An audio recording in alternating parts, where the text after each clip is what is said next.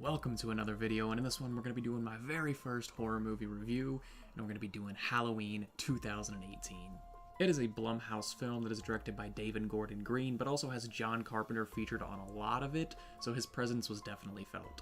He was an executive producer, a creative consultant, and he even composed the music along with his son Cody, so it had that classic Halloween music that everyone knows and loves.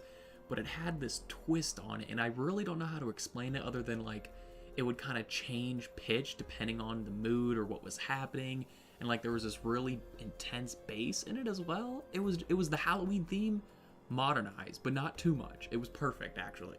Now, as many of you know, this film is a direct sequel to the original John Carpenter film.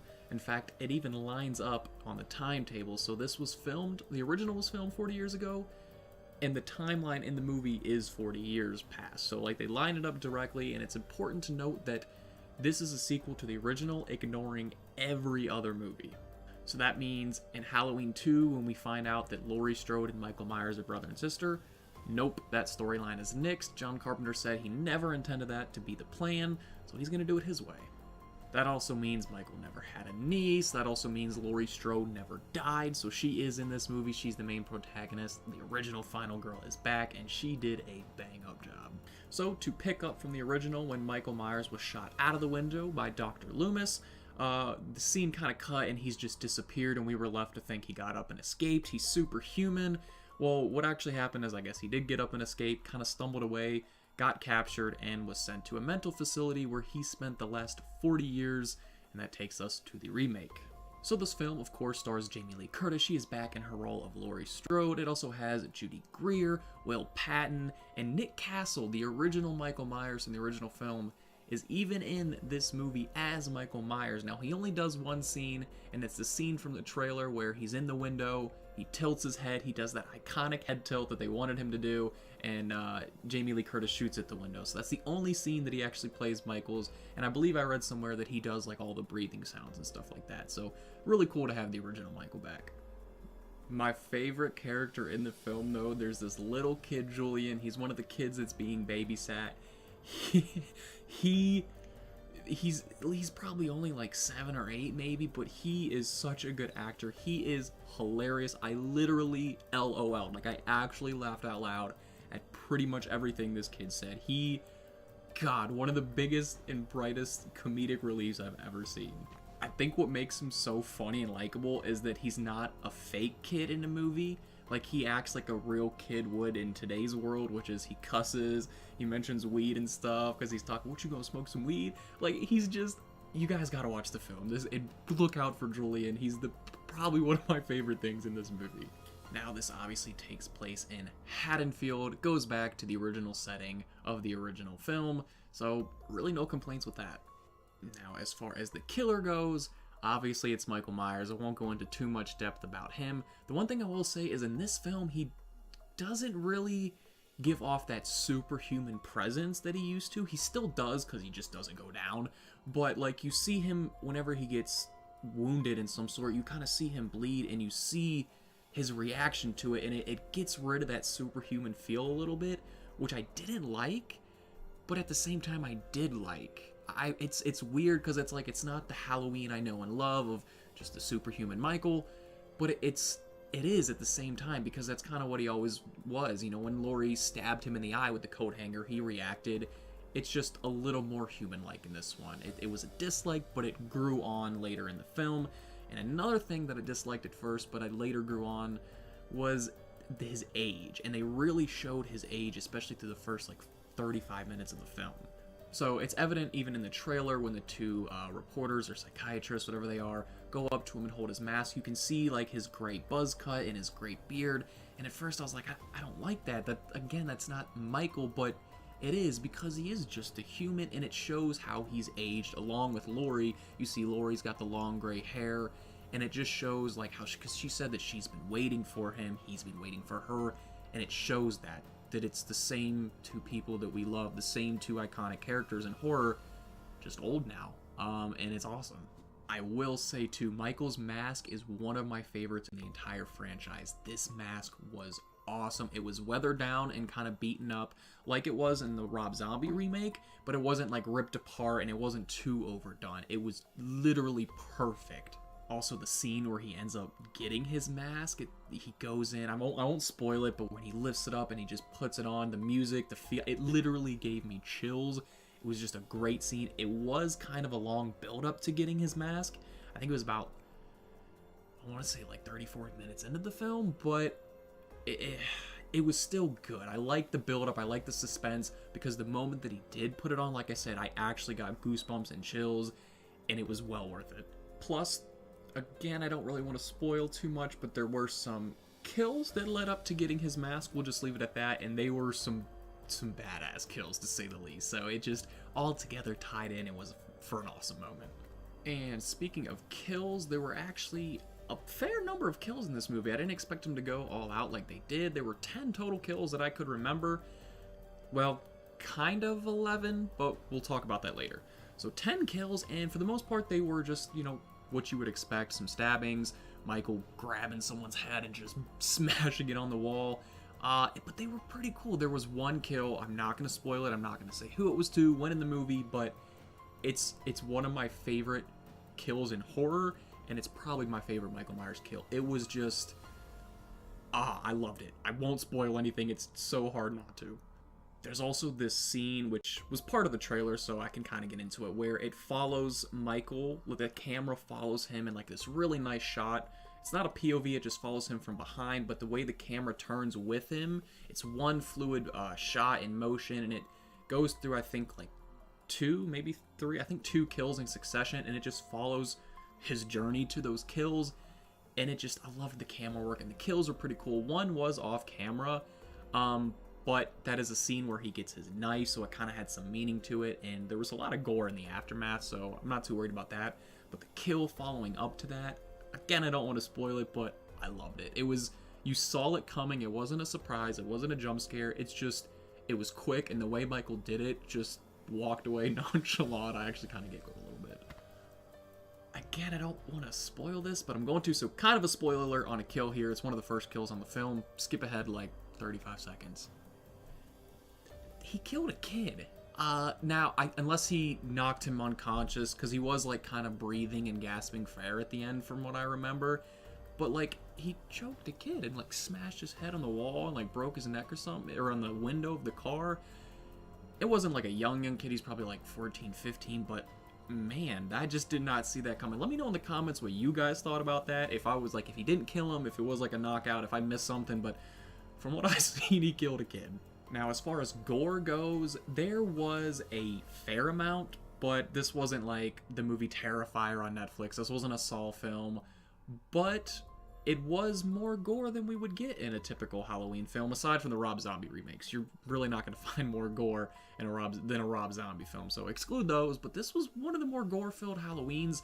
And the gore wasn't like overdone, over the top, like blood getting thrown on the wall. It was realistic gore. Like the scene where the girl got hit in the head, hit in the head with the hammer.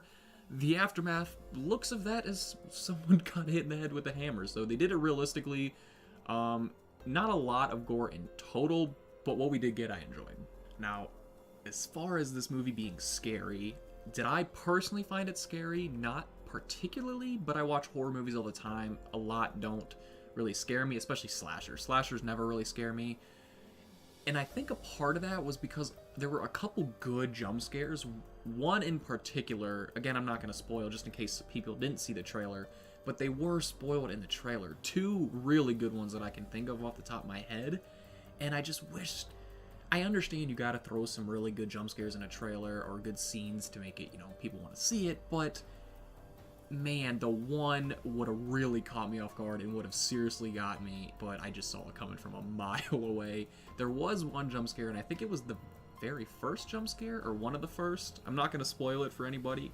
I'm not even going to say the word. There's a Q word leading up to it, but it literally made me jump. I don't actually, for jump scares, for me, it just kind of makes my insides jump, but I actually jumped out of my seat in this jump scare. I felt like a wuss after, but hey, it got me.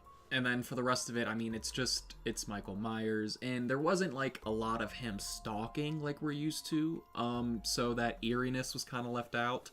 There is this scene where you see just his face in this window while he's watching a girl, though. He was kind of stalking there.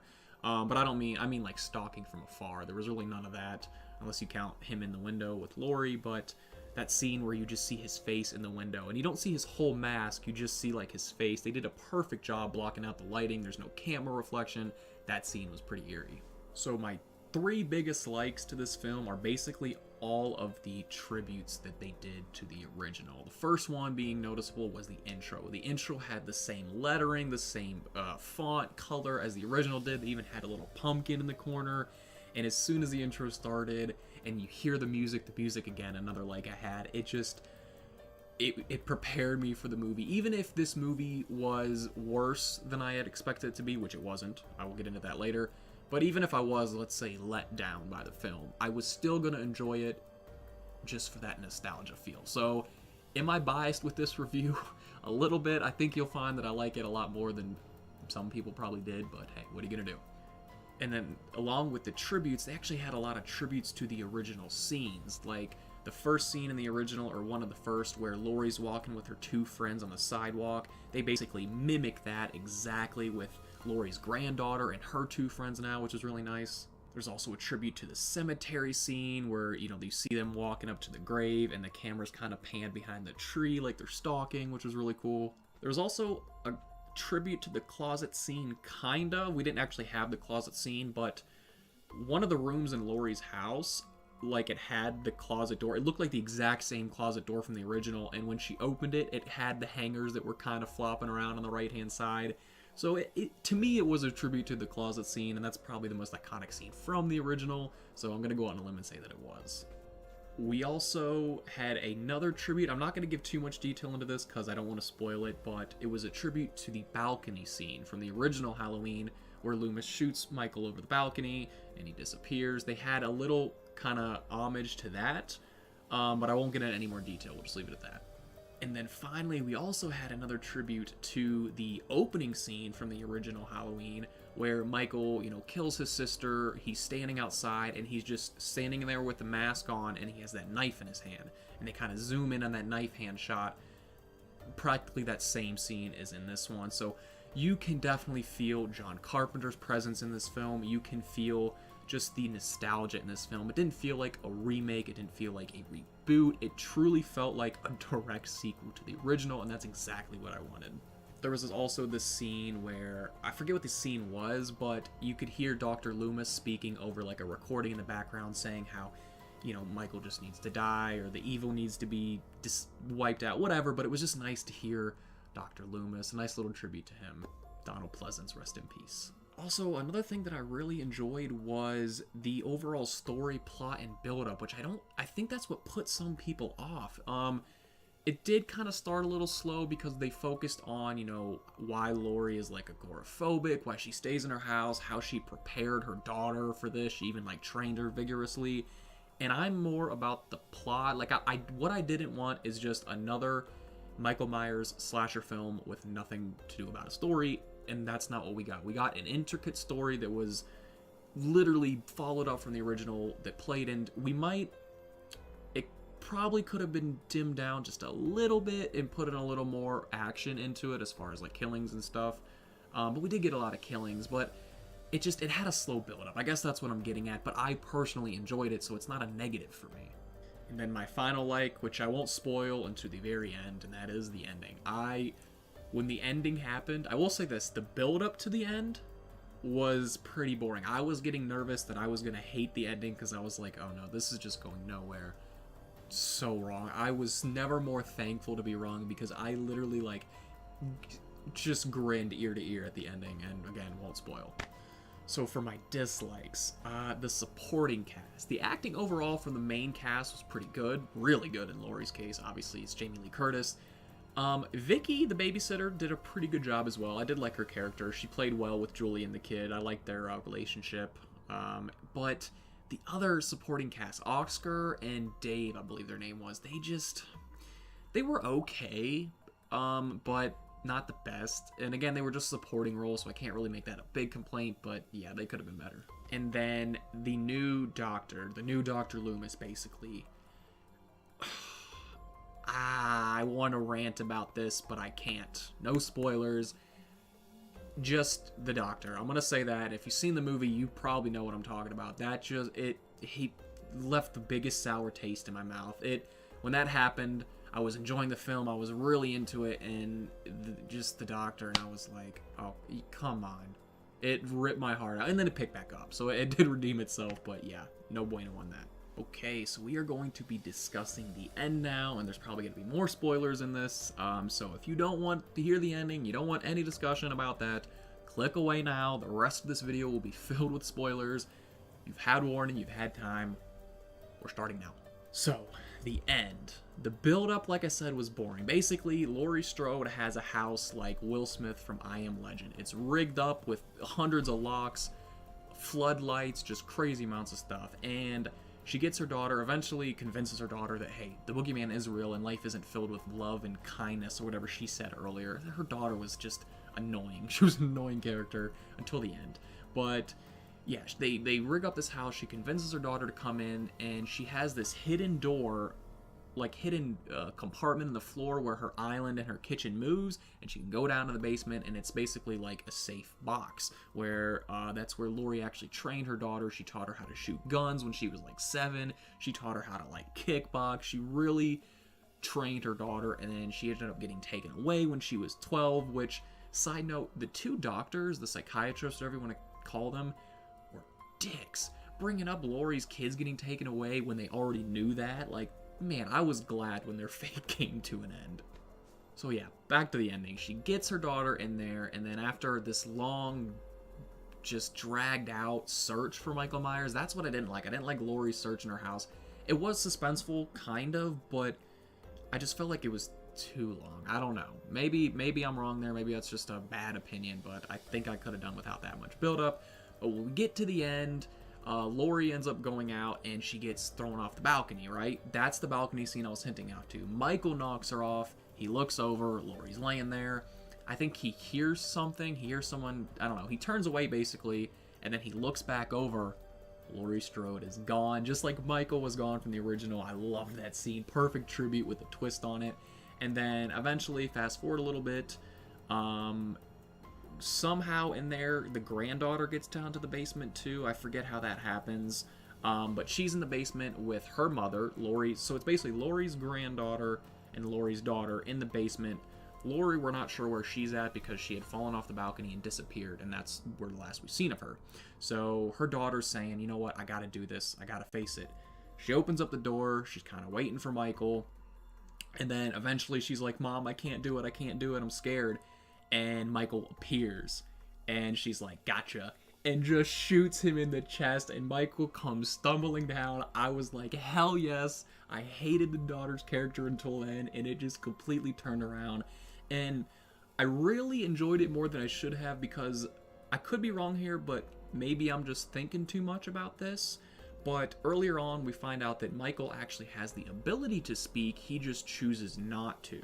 And no one ever hears him speak. So, to me, what that was is like, we're seeing how Michael, yeah, we didn't see him speak, but we're seeing how he acknowledges speech.